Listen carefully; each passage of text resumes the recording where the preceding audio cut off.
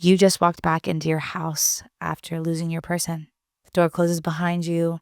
Your phone's being flooded with text messages and phone calls, and you're at a place where you feel numb and you have no idea what to do. If that's you, this episode's for you.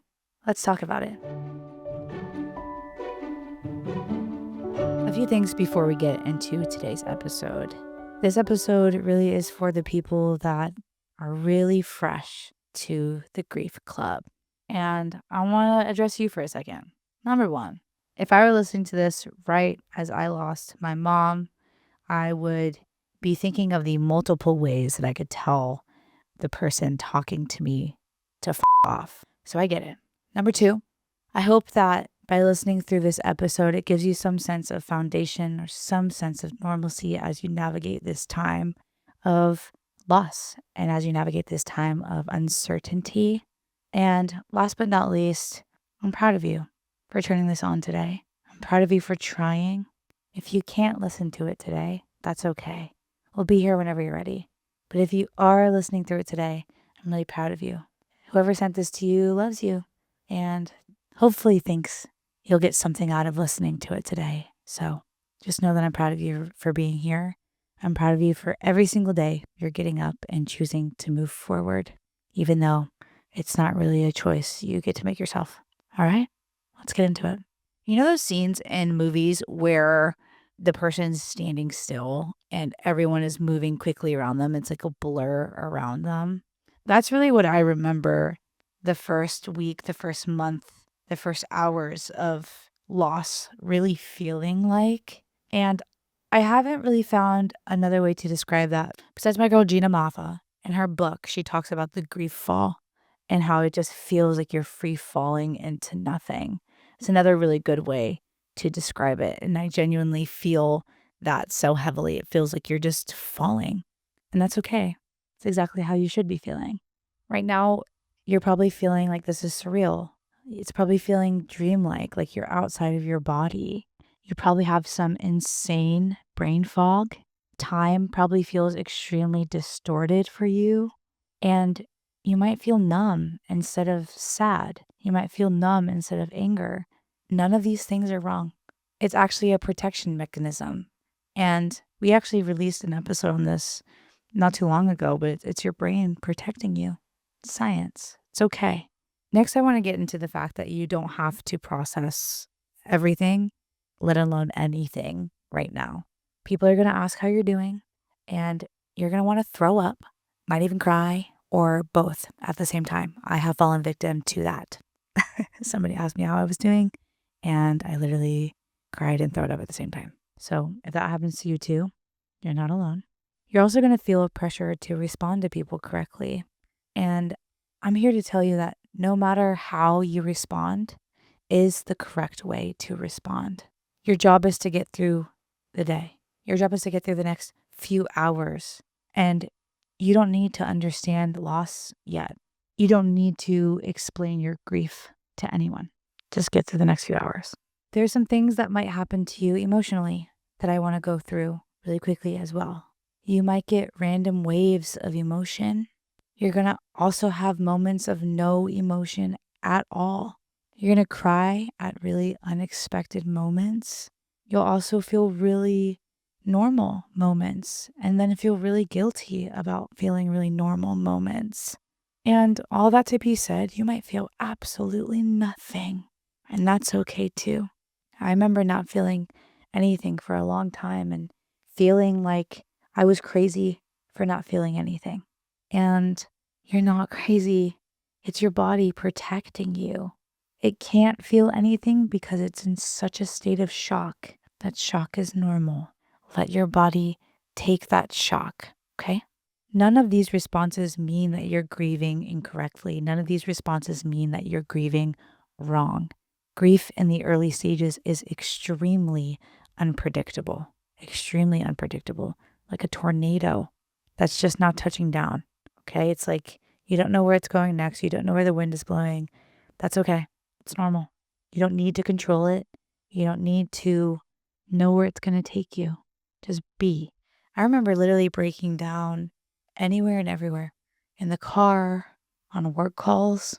And shout out to Zoom for that, being able to turn your camera off, breaking down in the grocery store, breaking down in the shower every single time I took one, which wasn't often at that time, by the way. Side note, I highly suggest crying in the shower. It's the best place to cry. I say this because I want to let you know that it's easy to worry about what other people around you are thinking about your grief. And I want to encourage you to not think so much about what others are thinking about you. You just went through something life altering. You just went through something that is truly unimaginable for people that haven't gone through it. And you don't owe anyone anything. But what you do owe is some grace to yourself. I want to remind you that there's no perfect way to do this. And 4 years into this, I can still attest to the fact that there is no perfect way to do it. 5 stages of grief, hoopla, jargon for money. Okay, like eventually you'll pick up books and they'll help, right? But there's really no way to do this. There's no there's no way to, there's no path forward here. I know that sounds hopeless, but that's one of the most beautiful things about it. And there are only a few things that you have to try to do right now. I need you to drink some water, okay? If you are anything like me, you're crying a lot, and that makes you really dehydrated because you're losing a lot of water. So drink some water, please. Just do it right now. I'll pause for a second. Maybe I'll drink some water too. Now that we've done that, I also need you to sleep when you can. 30 minutes, 2 hours, 2 days. Rest is going to be of the utmost importance, okay? Your body is very much impacted by grief, okay? And it needs extra rest because it's in fight or flight right now, constant fight or flight, to a point where it's not able to come back down. So if your body is needing rest, don't fight it. Rest. Rest up, baby doll. I also need you to let people help you with practical things. If you are anything like me, you can't let people help you. And I get it. You don't want your grief to impact others. But I'm here to tell you that it's already done that. So you might as well let people help you. I remember my neighbors bringing us sandwiches and my friend Ryan sending me a Grubhub gift card for me and my family to make sure that we were fed.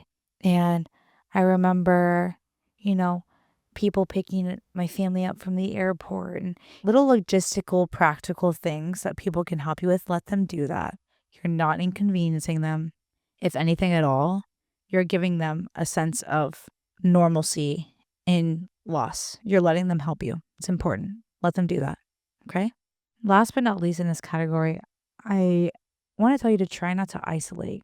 The easiest thing that you can do right now is crawl up in a ball and stay there. And I did that for a long time. But the most important thing that you have right now is others. In a world where you know loss so closely now, it's easy to not let others in because you know what that loss looks like. But it's important that you let others be around you. I also want to say that I know that there are people out there that lost their only person. And that breaks my heart to even think about. But I will say that you're not alone. There's a question that I believe that many people are afraid to ask in the early stages of grief, and it's a simple question. And the question is, will it be like this forever? Will it always feel like this? And the answer to that is it will not always exactly feel like this. The shock softens and the intensity shifts, but it never goes away. But I need you to focus on the right now. Don't think about the future, just the next step, just the next few minutes or the next few hours. As you continue to just put one foot in front of the other, you'll blink and it'll be 4 years later. And by the grace of God, you'll have some understanding like I've gained. And grief will become a partnership instead of you being pulled by the hair and dragged across the floor. You learn how to work together.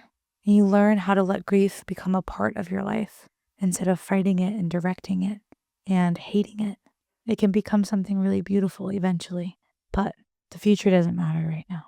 What matters right now is you and what you need. if you're new to this whole grief and loss thing, I need you to listen to me. This isn't okay. And it's really hard. And it's really sad. And it's infuriating.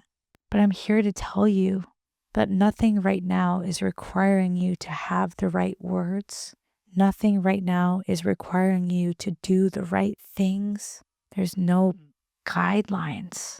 There's no guidance to this. You are simply a human being whose life just drastically changed. So just be. That's all you have to do. If you've made it this far in the episode, thank you for giving me your space, especially in this time. I'm so honored that you've given me some of the little capacity that you have. And I hope you know that you're not alone. There's a lot of us that are walking through this. And it's a privilege that you'd step in and join the little community that we've built together. Really proud of you. Drink some more water, and we'll see you next time. Love you, bye.